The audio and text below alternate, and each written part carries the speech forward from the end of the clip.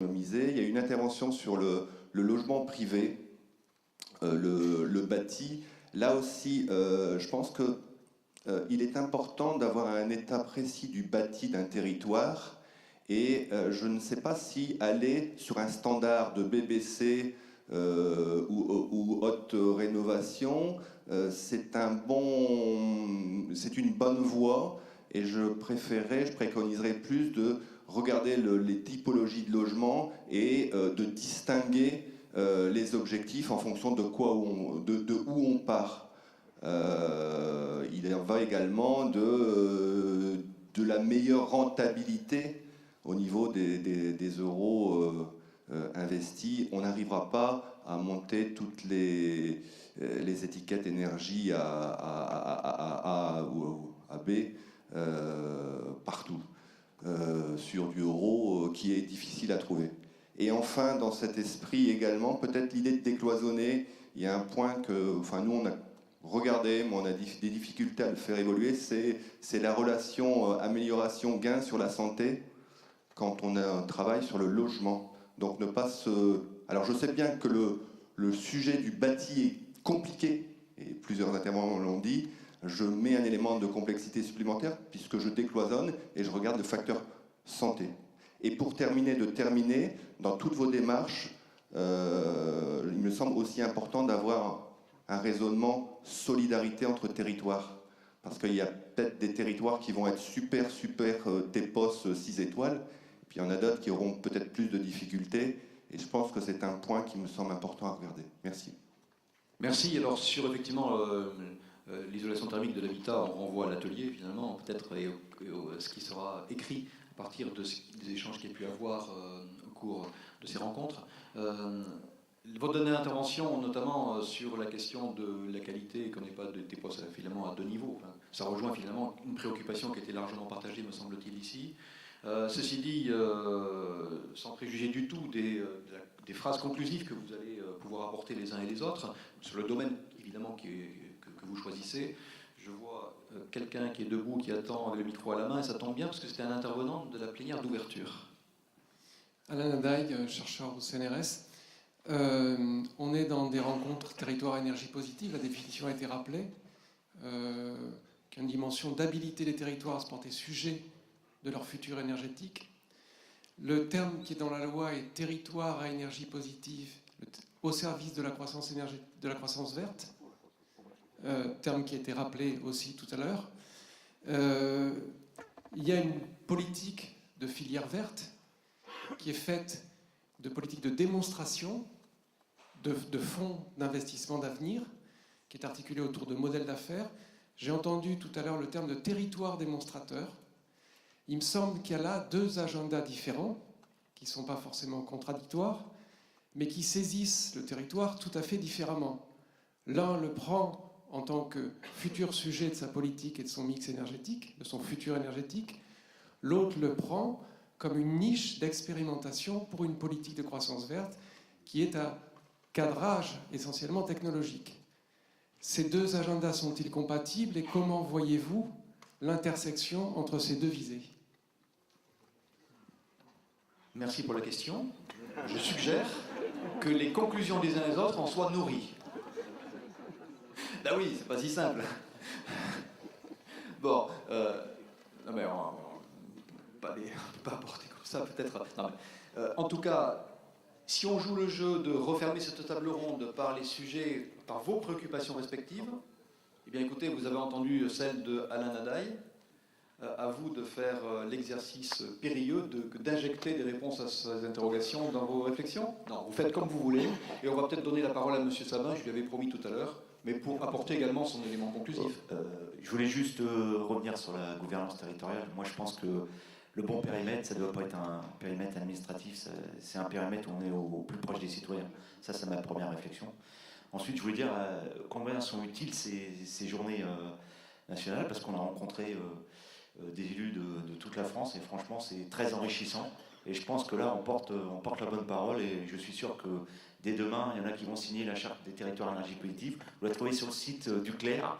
Et je rappelle que dans cette charte, par rapport à la question qui a été posée, il y a de un engagement de solidarité envers les territoires.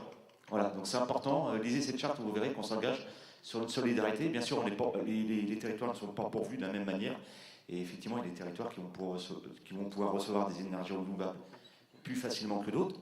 Et nous, on en a l'expérience parce qu'on a des territoires donc, sur une partie littorale où ça serait très, très, très compliqué pour eux. Voilà, je voulais signaler ça et c'est tout, j'ai fini.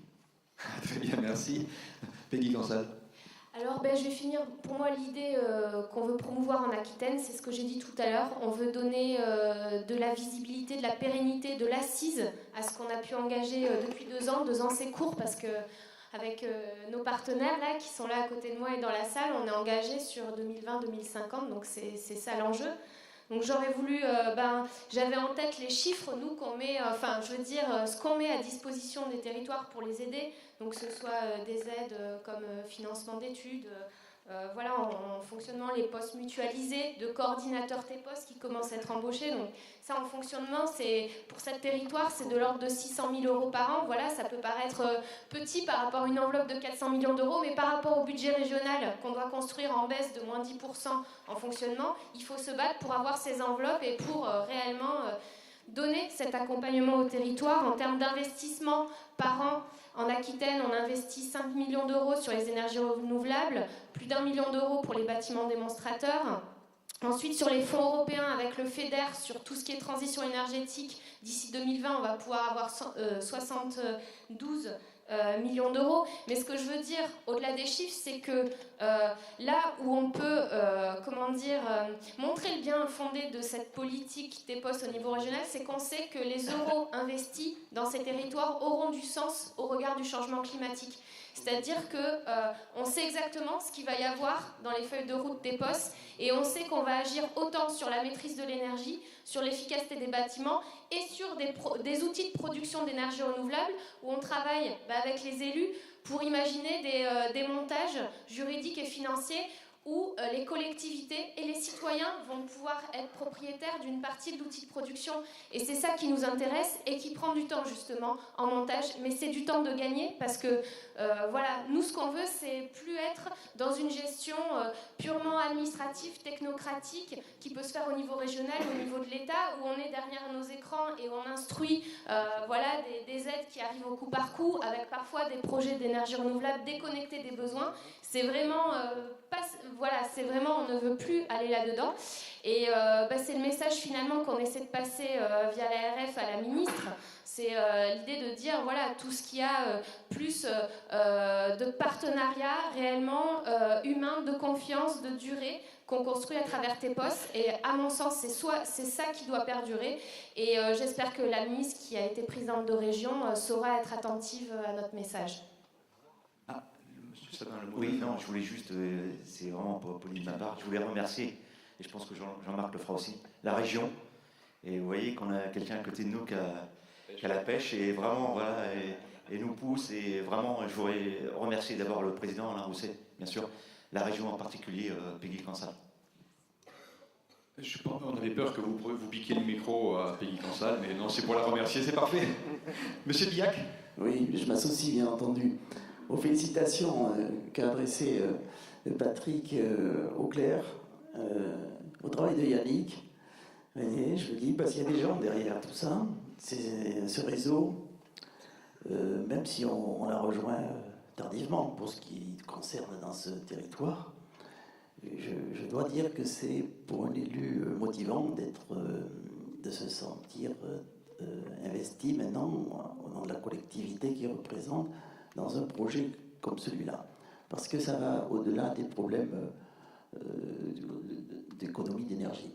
On doit pouvoir regarder aujourd'hui tous nos investissements, toutes nos dépenses de fonctionnement, je parle de budget, à travers un éclairage ou sous un éclairage transition énergétique, problème climatique. De toute façon, toutes nos dépenses, à un moment donné, sont teintées à un minima de ce genre de problème. Donc moi, je trouve que c'est très encourageant et motivant pour le vieil élu que je suis, si j'ai compris que j'avais de la route, vous m'avez dit. Heures de vol. Heures de vol, ouais. Mais c'est vrai. Mais de temps en temps, il faut avoir un moteur quand même, hein, parce qu'on peut aussi s'inscrire dans la routine quand on est élu, et puis s'occuper des trous sur les routes, et puis se dire ça va se passer comme ça, on va aller discuter avec l'un, avec l'autre, le contenter au quotidien, ça marche comme ça. Non, on a vraiment la nécessité, en tant que puissance publique très modeste localement,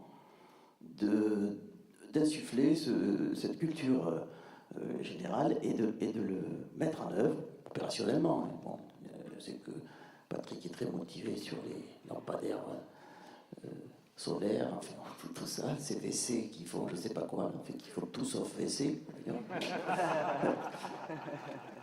Bon, au-delà de ça, je te chambre un peu, mais bon. Alors, voilà ce que je voulais dire, c'est que ça me motive beaucoup. J'espère que je transmettrai cette motivation très vite pour qu'on ait un mandat qui soit sous l'or, sous l'éclairage de cette transition énergétique et de ces territoires et de la mise en œuvre de notre feuille de route, parce qu'on a quand même 20 actions à peu près dans notre feuille de route qui a été élaborée. Maintenant, il faut le mettre en opérationnel. Et justement, je termine simplement pour remercier. Je pense que le président de Haute-Lande le fera tout à l'heure, mais pour remercier quand même aussi l'organisation, donc tout le personnel qui soit des deux communautés de communes qui a travaillé. On les avait tous vus avec leur foulard jaune, mais c'est pas simple pour avoir assisté au comité de pilotage de construction et avec Patrick pour ce qui était de la Haute-Lande. Voilà, donc je voulais les remercier, bien sûr remercier la région, le pays Gansal pour le financement de l'opération, mais aussi pour son accompagnement sur notre travail au quotidien. Et puis voilà, moi j'ai beaucoup d'espoir, j'ai toujours eu d'espoir d'ailleurs. Merci beaucoup. Merci à vous. Monsieur Ravaillot.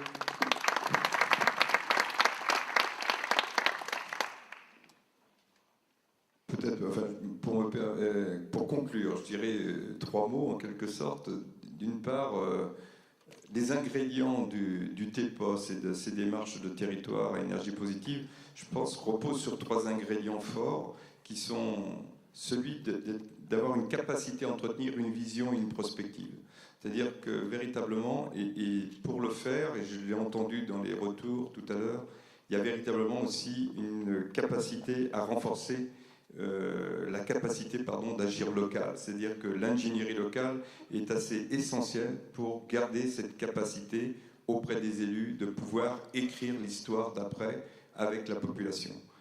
La deuxième chose, au-delà de cette vision prospective qui doit être véritablement un étendard sur lequel les équipes de terrain s'engagent, il faut absolument mettre de l'intérêt économique dans cette affaire.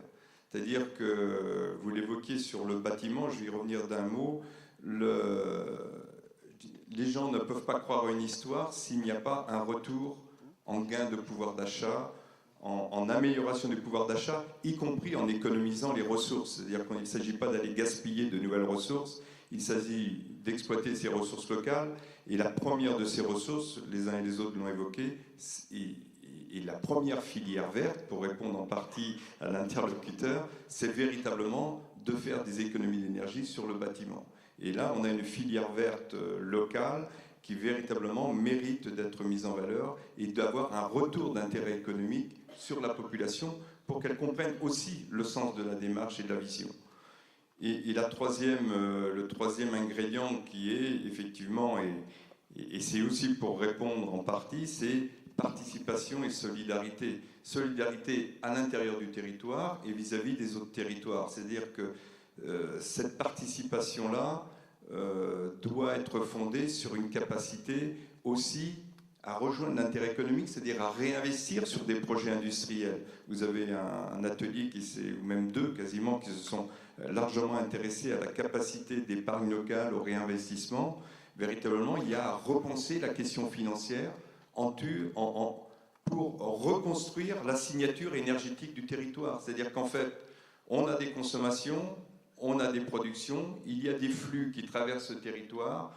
Comment, à l'occasion véritablement d'un projet de territoire construit sur la réduction des consommations et la mobilisation des ressources locales, on est capable de reconfigurer la facture énergétique du territoire à une vocation plus endogène qu'elle ne l'était précédemment, c'est-à-dire à un enrichissement du développement local. Et véritablement, je pense que là, et aussi bien quand on s'appelle TEPOS, PCET que demain, peut-être, territoire et énergie positive pour la croissance verte, on est sur une ligne d'action et des ingrédients qui sont exactement de même nature. Enfin, véritablement, on a besoin aussi, je dirais, d'éclaircir ce paysage pour véritablement montrer que l'adhésion est de même nature et qu'elle doit être aussi importante à tous les niveaux.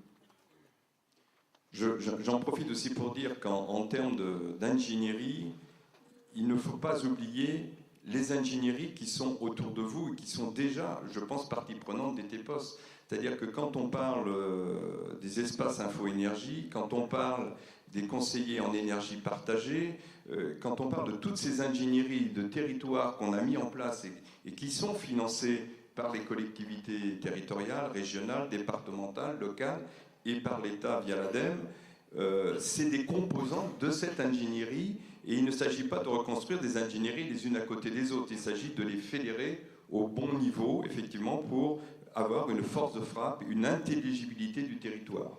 Et véritablement, en tout cas, les équipes de l'ADEME sur le terrain sont dans cette dynamique pour véritablement, je dirais, construire ces réseaux régionaux d'animation pour que toute l'ingénierie au service des élus et des territoires soit cohérente et aille dans le même sens. Merci. Madeleine Charest. Moi, je pensais, en cherchant ce que j'allais pouvoir dire pour conclure, on a signé il n'y a pas longtemps, enfin lancé et signé il n'y a pas longtemps une pétition qui s'appelait « La transition énergétique est une chance ». Et je crois qu'à la fin de ces 3 jours de rencontre, je crois que c'est une chance pour les territoires, hein, et que tous ceux qui sont là aujourd'hui sont prêts à s'en saisir. Et c'est vraiment, je vais dire, revigorant et remotivant pour nous, pour continuer à travailler ensemble. Et je vous invite vraiment à venir nous rejoindre dans les groupes de travail, dans les webinaires qui vont être organisés avec Mairie Conseil, enfin tout le travail qui est très important à faire tous ensemble. Alors, qui est très important à faire tous ensemble, pourquoi ? Parce qu'il faut absolument qu'on arrive à mettre en place à l'échelle nationale un environnement législatif, réglementaire, tarifaire, à la fois convenable et surtout pérenne. Et je crois qu'il n'y a que tous ensemble qu'on arrivera à ça, et c'est une condition absolument indispensable pour que tous nos projets de territoire puissent enfin se mettre en œuvre et aboutir aux objectifs qu'on s'est fixés. Je voudrais aussi en profiter pour remercier les organisateurs de ces rencontres qui, pour être riches, intéressantes et revigorantes, n'en sont pas moins conviviales. Et vraiment, merci aux communautés de communes qui nous ont accueillis pour votre accueil si agréable et si efficace, hein, puisqu'en termes d'organisation, ça a été parfait. Merci aussi. Je crois qu'on peut les applaudir, effectivement.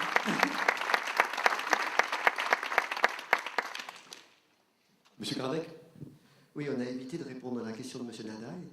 Alors, moi, je voudrais simplement répondre avec une image. Je pense au village de Villepoldrit, en Bavière.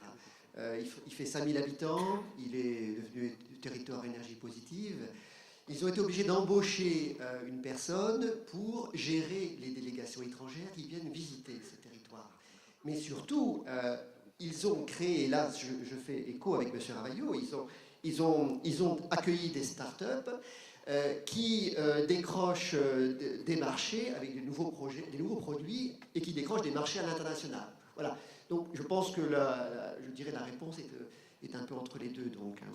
Alors moi, en termes de conclusion, moi je dirais que l'appel d'offres de la ministre est une reconnaissance de ce travail de pionnier que vous faites, hein, que vous avez fait. Et vous êtes, comme l'a dit M. Ravaillot, le socle pour investir cette dynamique, pour aller